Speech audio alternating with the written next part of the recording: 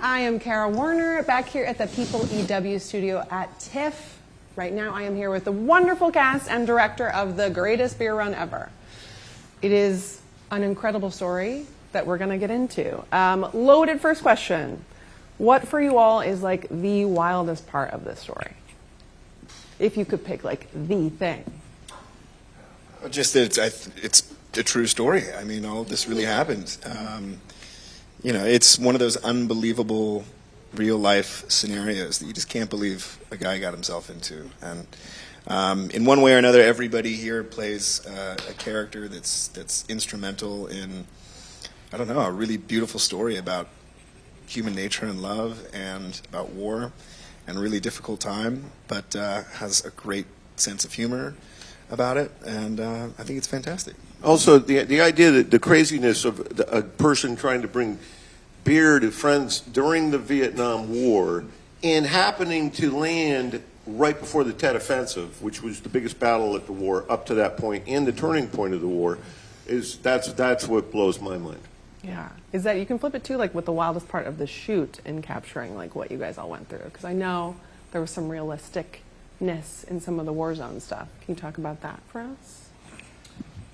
I mean, going to Thailand was an insane experience. I'd never been there, and it rained. It rained really hard one night before shooting, and so there was just mud everywhere. You were up to your knees in mud. So that was probably the craziest part for me. And that was a different kind of mud. I don't know if you remember. It's the heaviest. It's like cement. Yeah.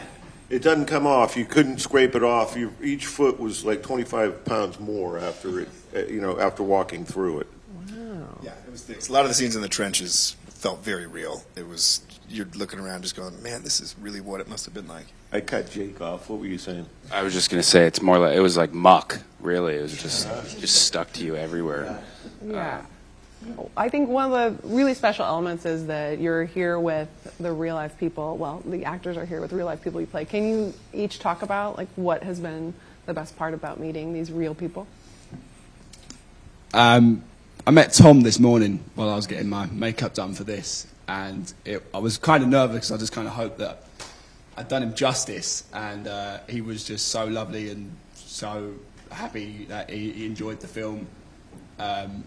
So yeah, that was a little bit of pressure off my shoulders. That was a big part. I just wanted to do him justice. So seeing him happy was good. It was nice. Yeah, it's quite a rarity to play someone who's still alive and who's, you know.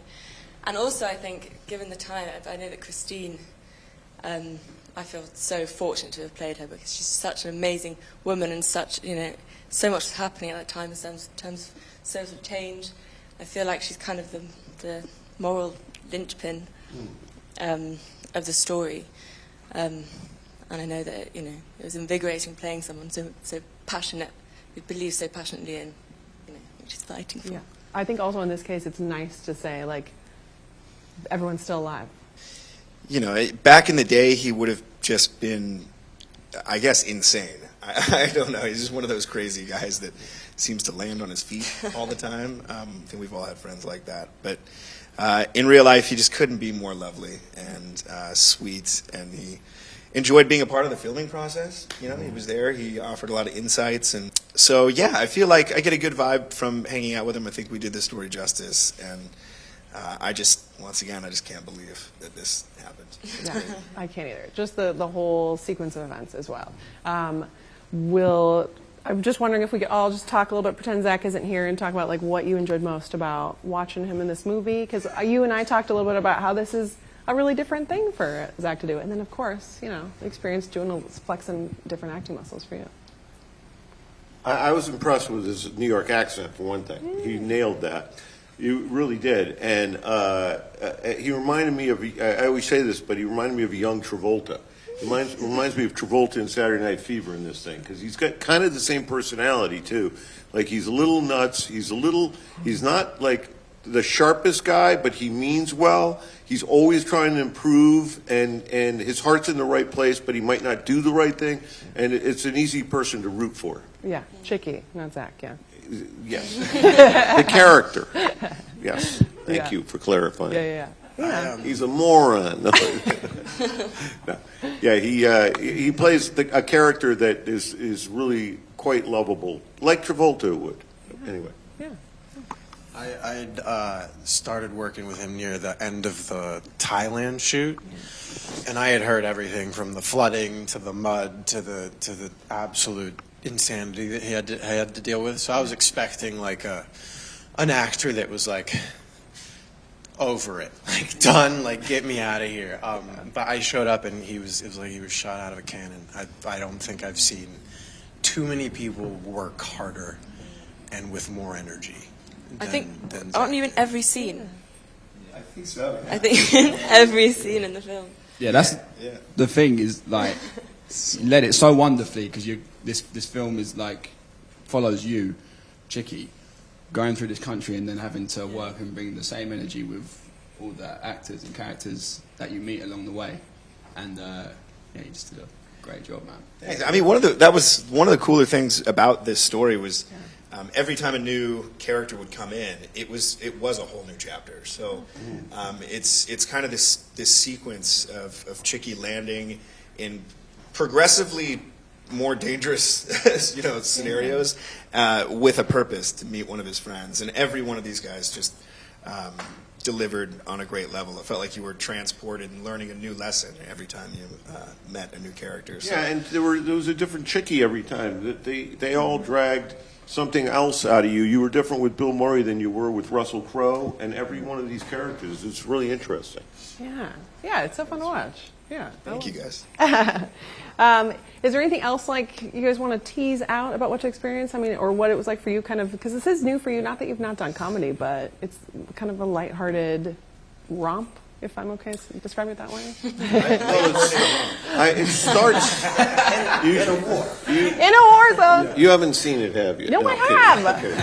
Because No, it is it lighthearted. starts as a light-hearted romp, but then the reality of Vietnam sets in. Yes, You know, true, and it true. does start that way. But you know, and it kind of sneaks up on you. But once he gets there and starts seeing what's really happening, it kind of has a turn, and that's what I'm most proud of. Is that it's different than other movies, Vietnam movies. First of all, because you're seeing it from a civilian point of view. Right.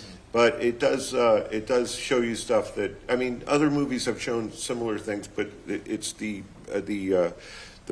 balance of the storytelling that is different than most of these things. Right. Yeah, I think what Chicky said in the book is that, life can be funny, but it's certainly no joke. So there's, a lot of, it almost feels insane to be sitting here, we're the people pretending, kind of prancing around, but the real guys are, right over there. So, Right. I kept having to tell him, stop prancing. This is it's a Vietnam movie, Jake. He'd be how I feel, prancing man. across the battlefield. Like, don't do that. Come on, man. Gotcha. Pete just does really well, which is thread the needle and balance humor in really serious scenarios. Yeah. And kind of always finding the light, the humor, and the love and the compassion, the human element in very serious subject matter. And that's the coolest way, I think, to explore these matters. Something like war is a really hard thing to talk about. We have to take it seriously and be very accurate with all this subject matter, and to explore it this way with sort of through the point of view of the audience and still have an uplifting experience is a tremendous achievement. Yes, you guys, and also like very respectfully, corrected, lighthearted romp in some elements. So I do misspeak a little there because Be careful what you say. exactly. No, that's all the time we have. But I thank you guys so much. Thank you. Thank you. Thanks for having us. I can't This wait is for people awesome. to see it. Appreciate it. I know. That's